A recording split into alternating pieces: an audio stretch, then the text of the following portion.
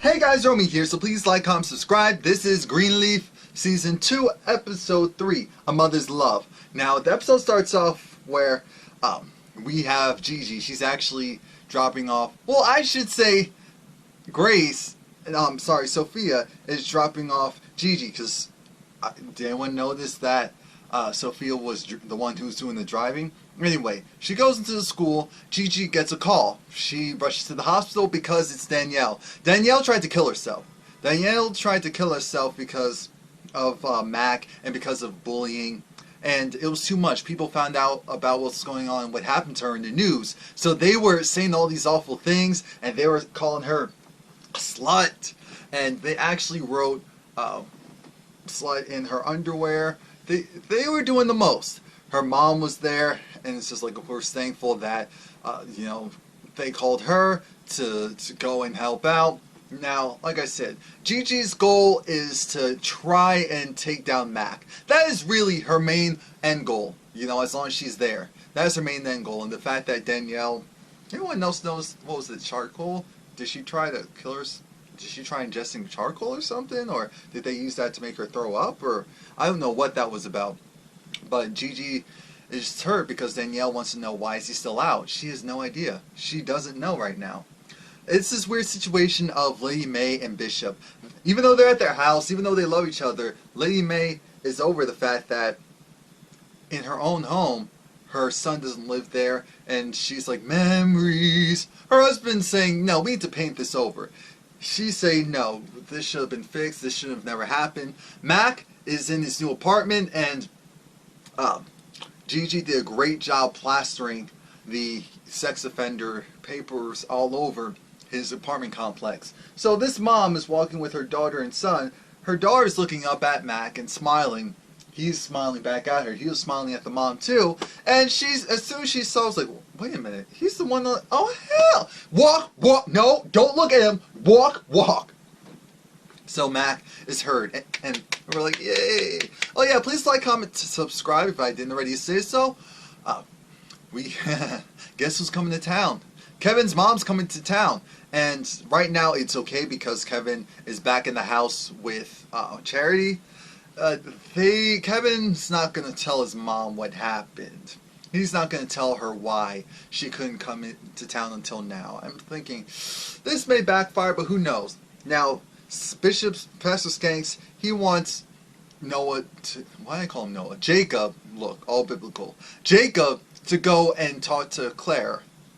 She is this recent Powerball winner. She has all this money. Remember, she's actually the same person that Calvary's been trying to poach and get money from her as well. So that's what's going on there. It's like a competing bid between the two of them. And Jacob doesn't like the idea. Skanks told him, look, you need to do this. There's a huge deficit due to the location. Jacob said, yeah, I know all about it because remember, we were the ones initially trying to figure out if we're going to use the land or not. So Skanks said, I'm leaving this up to you, but you better deliver. I was like, oh, okay. At school, we have Zora, and Zora, she's been texting with, Isaiah, and the singer Isaiah, and Sophia's over it. Right now, Zora's been invited. Well, actually, Zora's kind of distracted. Sophia's really jealous, and she's trying to hide it, and she's not doing too well. Well, Zora's distracted, so she's not noticing that her cousin is really jealous of her. Now, Jacob, he goes to her house, to Claire's house, and what happens with Claire is just talking about, it's been a moment since I saw you, or saw a Greenleaf for that matter.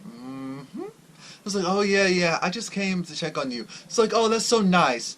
Interesting timing though, because there's been a lot of people that have been checking up on me. It's pretty sad. I'm just old. I just want some companionship, and people are just here. All they do is want things from me, and it's not fair, and it's not right. And she's right. It's not right, and it's not fair. It's definitely not fair. Now, so he decides he's not going to go and get money from her. He's just like, you know what, this old woman, she's a good woman. I just need to back off. So he doesn't get money from her. Gigi, she goes over, and Carissa's there. And Carissa isn't too happy about her new digs. Carissa, originally things were cool because Gigi was trying to see if Carissa could help with getting Danielle into the school that Carissa was a part of. It's like, I'll see what I can do, but I can't guarantee anything. Look, whatever you can do, I appreciate it. So she said, okay. Now, Gigi was trying to say, oh, you always have such a way with putting things together, and this place is really coming together. And Carissa said, stop with the mess. At the end of the day, you're the reason why we had to move out. I'm not excited about moving into this dump, so don't go and pander to me. Don't go and try and make me feel better about something that I don't even like. I said, oh, okay. Okay, still nice nasty as ever. Alright, got it. She's always been nice nasty. Ugh. Anyway, Jacob, he's in his support group, and the support group, he's sharing the fact that his mom's coming, he's back in the house, and things seem to be going well. For now, anyway. We find out that the support group, the guy is going to give them Epicat, so that if they feel any type of impulses, impure impulses, they can go and drink it, and their bodies will retain that feeling of how it felt when they try to have that impure thought, and eventually their body will stop having that impure thought so that they won't feel that pain. I said, oh wow, that's horrible. That's terrible. So should we all be drinking that? Because all of us have impure thoughts, at least by the Bible's standards. So that's why I'm like, come on now. The thing is, Gigi, like I said, she's on a Mac. I'm on to you. I see you. We see each other. You feel me? You got me? Alright, now I'm going to let you live for now.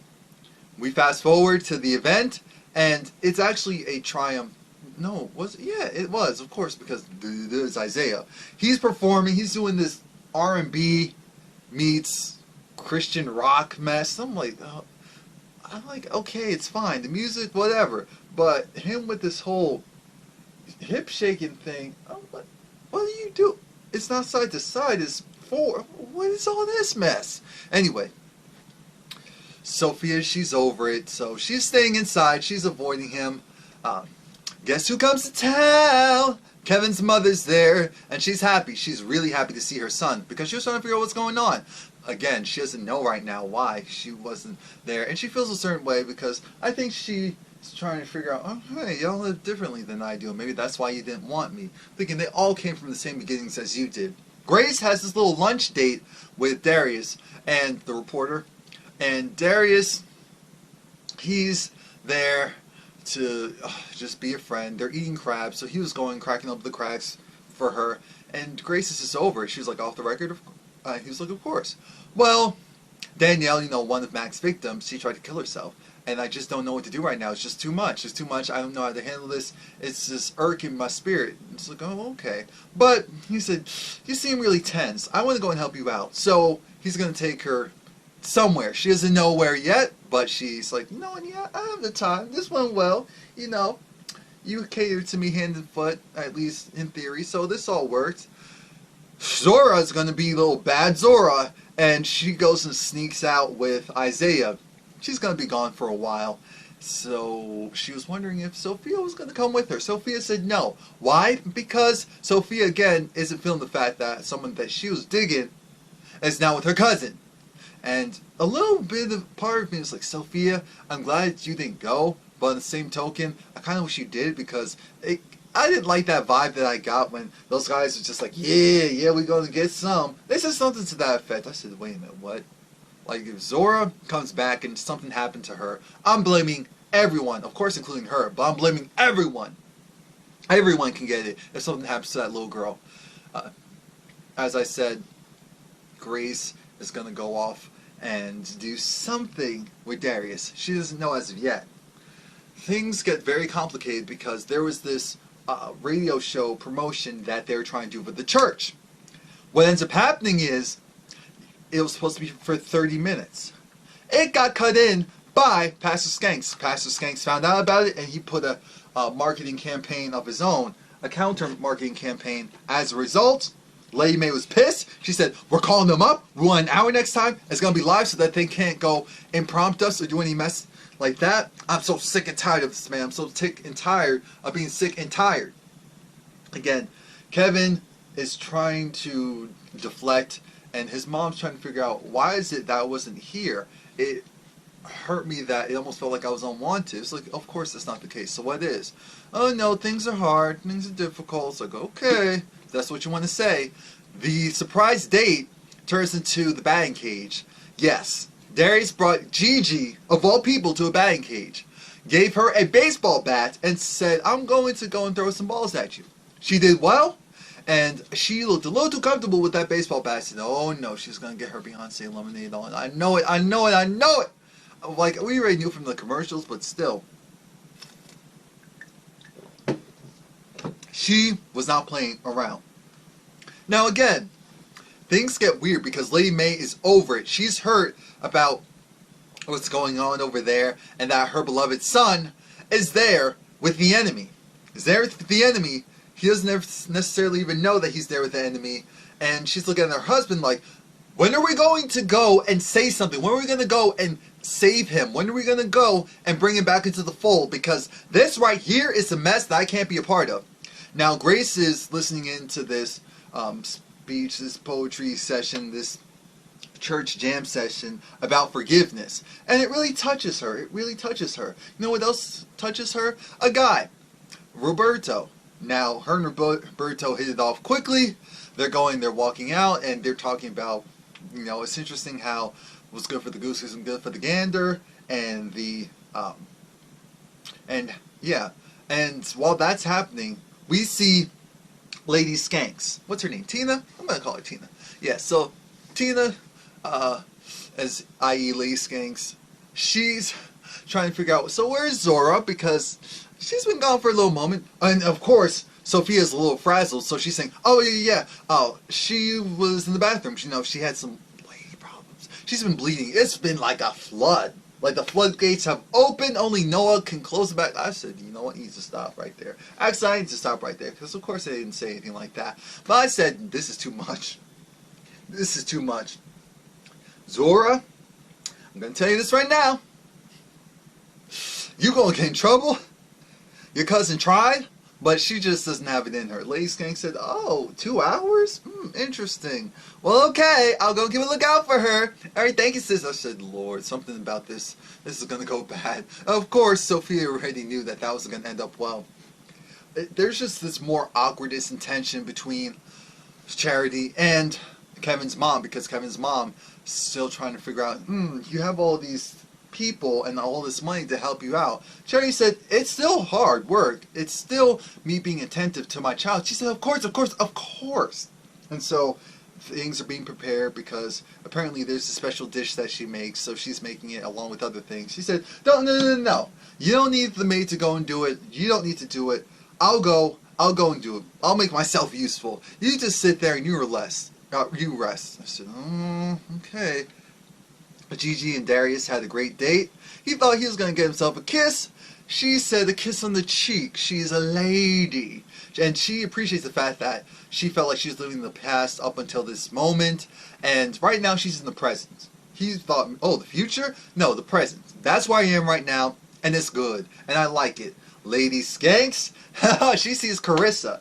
And she was trying to say, oh, so Carissa, you know, if you want me to go and help you out with the place of the apartment, I could do that. Carissa railroaded her and said, nope, I got it. I don't need your help. I don't need anything from you. I'm good. Thank you very much. You've done more than enough. And, of course, in her usual nice, nasty way, Lady Skanks was hurt and said, you know, I'm very busy, too. I'm doing all these things. I thought I would take some time out of my busy schedule to help you out. But if you don't need it, of course, you're fine. Again, I'm still trying to figure out, like, I like her. I like Lady Skanks. But I'm thinking, she's interesting. She's definitely the polar opposite of Carissa. Carissa's reserved, comes off very snobbish and snooty, has a attitude, an air about her. But Lady Skanks is just like, alright, we go to the club? Yeah. And then, you didn't know, we need to leave there by a certain time so that we can make sunrise service. Amen. I like her. I like her a lot. But she says, you know what? Even though I was busy, I wasn't busy enough to go and realize that your child, you know, Zora, for a good 4 hours, she was gone somewhere. I don't know where. Maybe you want to go and handle that. It's because I figured since you couldn't keep track of that or didn't know about that your workload must be so busy. That's why I was trying to help you out. But if you got it covered, we're good. I said, oh, oh, God. Oh, dang.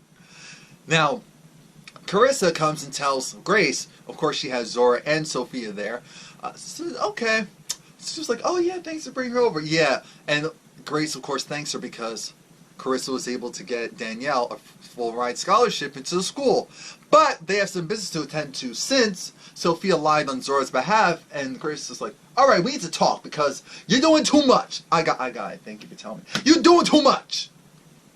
Now, at the dig site for Triumph, which is right across from Calvary, Lady May comes over and she tells Jacob that, you know, what you're doing right now, this is messed up. I was like, no, what you talking about, Mama? Claire, she told us about you going and visiting her. It's like, yeah, but I didn't take anything from her. I was just there to visit. Oh, but you wanted to get the money from me, or you were told to get. Yeah, but I didn't do it. See? She said, that's great and all, but you'll understand, you're with the enemy. How is he the enemy? His father was the one who was killed in the fire. Yes. His father? Yes. But yes. And then Jacob had to look, oh. But she said, so you're coming home now. He said, no, even if that's the case, I can understand why he'd have animosity towards Daddy, because Daddy does the most. He doesn't take responsibility. He's not accountable. I said, Jacob, Lord Jesus, I don't see this ending up well. I really don't see this ending up well. So Lady May, at that point, she said, you know what? I came over here. You want to go and stay in the muck? You want to go and throw salt on the family name? You want to go and cause us problems? Then fine. I am done. Goodbye. She said goodbye like, look, if I never see you again right now, it'll be too soon. I said, dang it. But Jacob, like I said, he's so upset and hurt by his father that he's willing to go and lay in bed with the enemy if it means that it's not with his father's bed. Jesus. Anyway, Grace is over it. She goes and she takes Sophia's phone because she's trying to figure out what's going on with you, what's wrong. Sophia says no. So it's really about this whole Zora and you liked Isaiah. Zora didn't even like Isaiah, but now Isaiah's with Zora. And that's why you're acting like this. You know what? You're doing too much. Get up. Get ready for dinner. I'm not hungry. I don't care if you're hungry or not. Get up, little girl. Get ready for dinner. Okay, whatever. So now it's dinner time. Everyone's downstairs. Then this is the dinner from hell. Notice how we have Charity, Kevin, and Zora on one side. Grace, bitch. What was it? Grace and what's her name? And Kevin's mom on the other side. Now, of course, they're saying, oh, all this food is great. You did such a great job. So, you know, whatever. Kevin's mom put it out there that I didn't feel welcomed. I didn't understand why I was invited to the home. I felt like, oh, you guys have all these things and you were ashamed of me. That's why you didn't want me here. They're like, no, of course that was never the case. And just like, my son, why would my son not want me here? Kevin was just like, I need to be excused.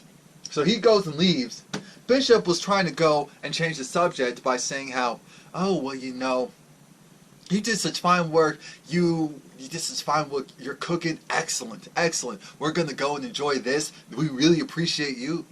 I'm saying and she shot him this look of, so you're telling this woman who is this upset that, oh, you really appreciate her food when her son goes and storms off and you're not paying attention to that, when her and Charity clearly him and Charity had some issues and you guys know about it, and oh Lord Jesus. So everyone goes and gets up because, well, Gigi stays at the table, but Charity, she goes and leaves as well. The rest go and get sandwiches because they're like, yeah, we're not eating that thing that Kevin's mom made. That looks rank. So Kevin's mom tries to talk to her son, and this is where she finds out, because, one, that Kevin was staying in the hotel until recently. She said, why? What happened? Did you cheat? You can tell me if you cheated. Did you cheat? No, he didn't cheat. And she was like, no, but what was it? What could have caused her to kick you out and do all this stuff where you had to stay out of the house with a newborn baby? He shot his mom a look of, she said, wait, no. He was like, That again? And then he sat back down to her, and she said, does Charity know? It's like, oh, my baby, come here. So, of course, the mom knew that her son was is not straight, because we don't know what Kevin is. We don't know if Kevin's just bisexual. We don't know if Kevin is really gay. We don't know. We don't know. So, now we're at the crossroads, because it's this weird situation of, oh Lord, If Only He Was Wrong is so good. Just saw a commercial for it. So good! So good. Anyway, Kevin's mom, she's getting up and leaving pretty soon. Jacob told Pastor Skanks that, you know what, Pastor Skanks? I'm sorry, I really am. I really am. But I couldn't do it. I couldn't steal from her. I couldn't take the money from her. She's so used to people taking money from her. He said, well, I need that money because the church needs the money. I said, who are you? Jacob said, you know what, I'll get it. Don't worry about it. You better. Jacob, you still want to be on that side? So now it's time for Kevin's mom to leave, and of course, like, okay, come back anytime. Oh, we love you, we love you. When she was in that car, she gave that look of, Lord Jesus, oh, my baby's still going through it. It looks like Bishop got his wish, because Lady Mae got a painter in, and she's painting the room where Jacob and his family, well, the area of the house that Jacob and his family used to live. This show is too much. Too much. Now, it looks like Danielle's mom said, you know what, I'm going to get my daughter all the help she needs this time. I know it was trash and ratchet the first time, but I love her. I want to make sure that she is good. I'm going to protect her this time around. Grace, thank you for everything that you do. I do appreciate you. We're on the wrong foot. We see Danielle, she's getting the therapy and help that she needs so that she can have that support system. But it's not over yet. We see Kevin, he's with his baby. I don't know what he was thinking about, but he started to drink the Epicat. So he has some type of impure thought. And again, I don't know what it is, but it looks like, because originally he had that look of, I don't know if I should be doing this. This seems really extra.